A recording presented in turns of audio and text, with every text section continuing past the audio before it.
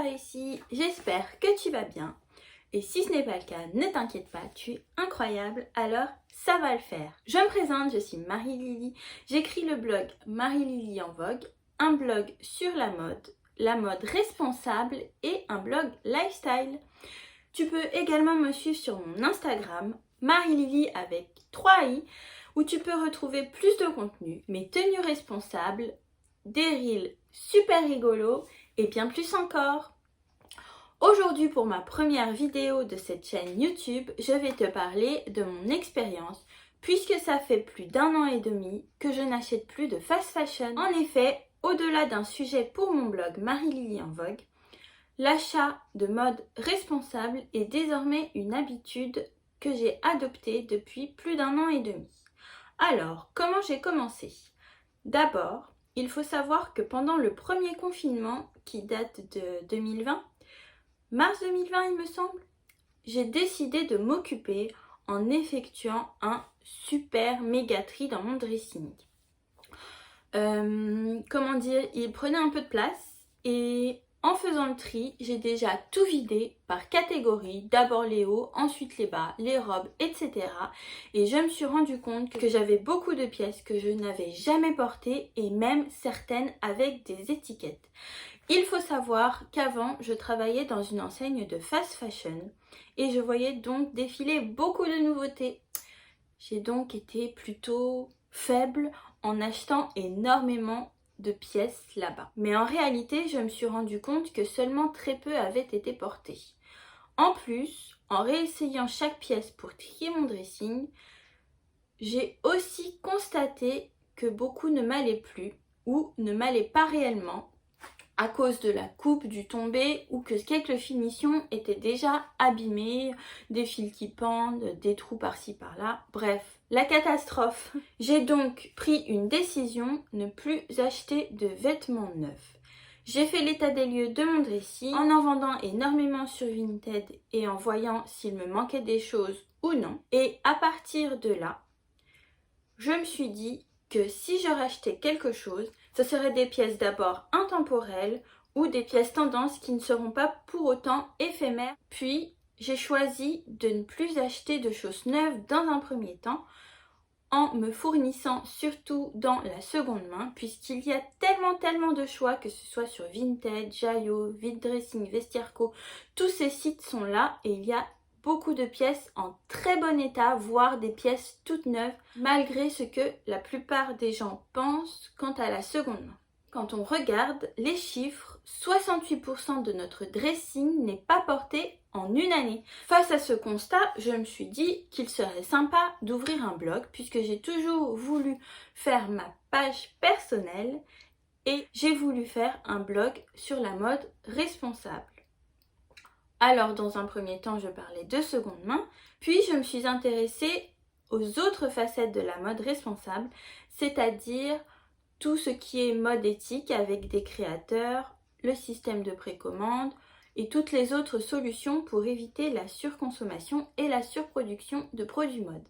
Du coup, depuis plus d'1 an et demi, les seuls achats mode que je fais sont des achats de produits de seconde main ou alors, quand c'est neuf, des achats auprès de créateurs qui font du fait main ou alors de marques qui préconisent le système de précommande qui permet de ne pas avoir de stock dormant et qui permet de ne pas produire des pièces de mode inutilement. D'ailleurs, encore une fois, je te renvoie vers mon blog Marie-Lily en Vogue puisque beaucoup de créateurs y sont présentés, des marques aussi et quelques petites astuces tels que des articles, une pièce, plusieurs possibilités qui permettent d'amortir au maximum tes achats de mode responsable. Donc au-delà d'arrêter les achats de fast fashion, j'ai plus largement décidé de ne plus acheter de produits neufs dans le grand circuit de distribution habituel de la mode. Est-ce que cela signifie que je n'ai pas le droit de m'autoriser 2-3 craquages?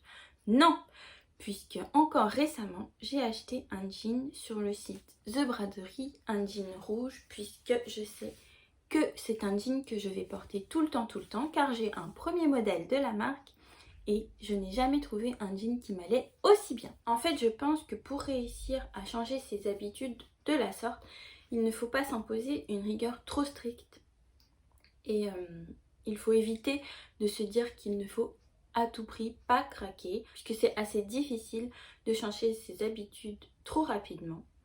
Donc il faut pas se dire j'achète plus de neuf, de fast fashion, j'achète plus du tout directement. Ça risque d'aboutir sur un échec. Également, il faut sortir de ses a priori sur la seconde main. La seconde main, c'est déjà porté, c'est sale, c'est quelqu'un que je connais pas. Non, la plupart des articles de seconde main qui sont proposés sont des articles qui sont en très bon état. Ils sont neufs, ils sont contrôlés. Bon, sauf sur Vinted, mais en général sur les sites, ils sont contrôlés.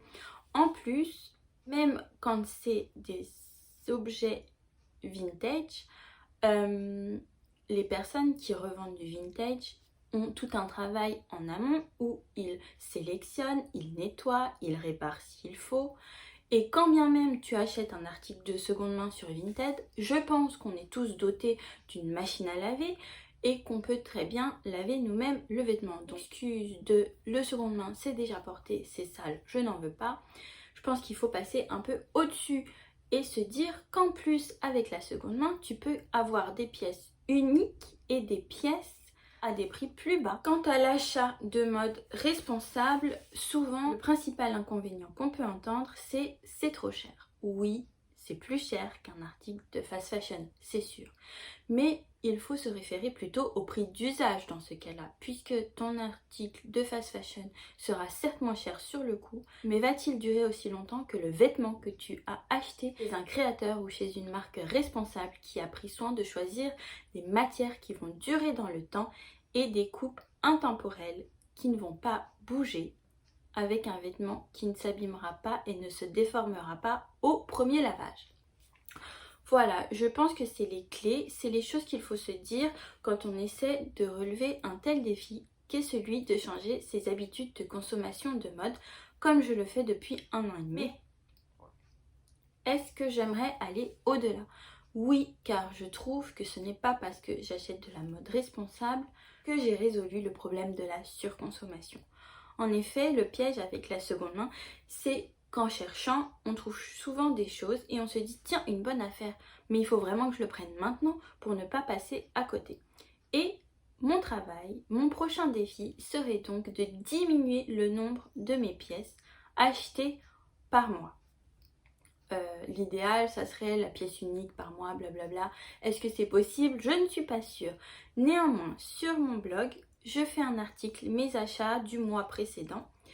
Et dans cet article, je fais le résumé de tous les achats que j'ai fait le mois d'avant et je fais le compte-rendu. Ont-ils vraiment été de bons achats ou non? Et ce n'est pas pour faire l'étalage de tout ce que j'ai acheté, mais plutôt pour qu'ensemble, on adopte l'automatisme de réfléchir avant de sauter le pas de l'achat. Est-ce que ça va me servir? Est-ce que je n'ai pas un article déjà similaire dans ma garde-robe?